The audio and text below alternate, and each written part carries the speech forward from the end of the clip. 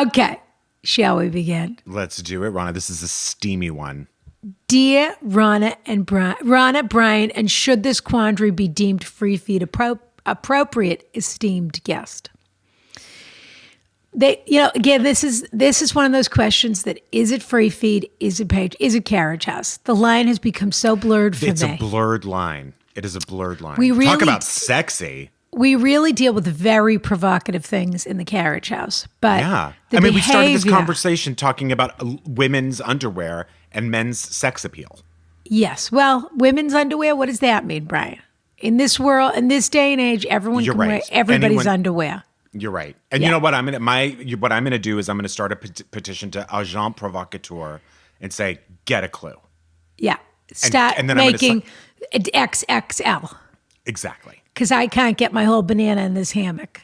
There's no way I'm getting my banana in any hammock. When I tell you that I buy my boxers, by the way, also, I always have done this, a size larger than I need because I don't like them to all the way touch the skin.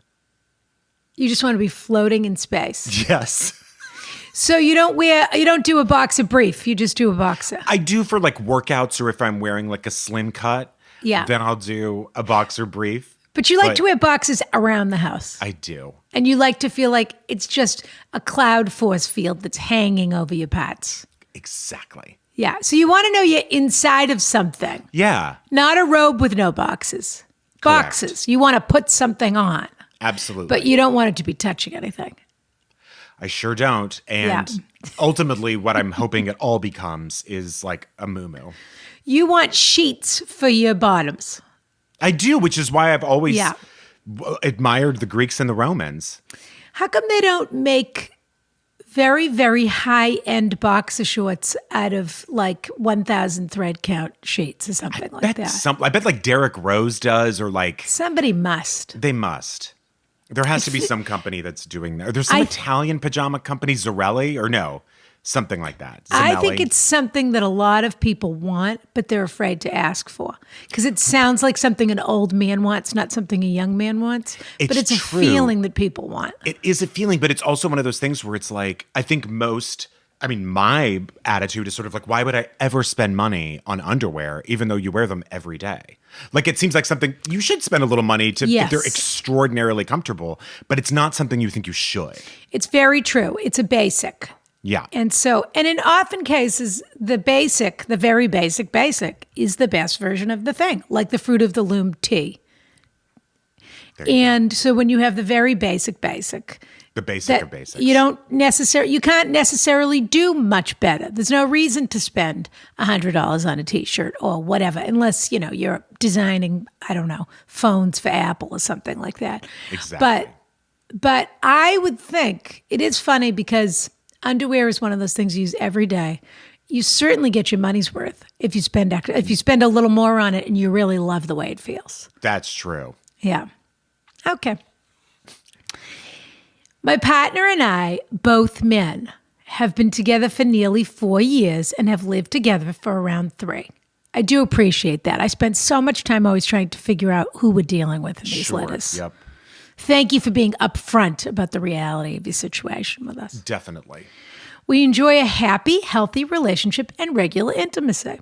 The issue is this.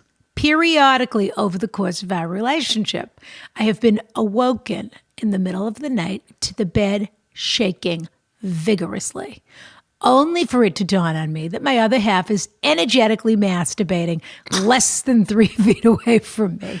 Energetically? The bed is shaking. It's an earthquake in this bed every night. Wow. At first, I was shocked. This guy's afraid the chandelier is going to fall on him while he's asleep. Yeah, truly. He'll be like Christine in Phantom. At first, I was shocked, but kind of amused and didn't want to embarrass him by calling it out, so I would pretend to still be asleep and let him get on with it.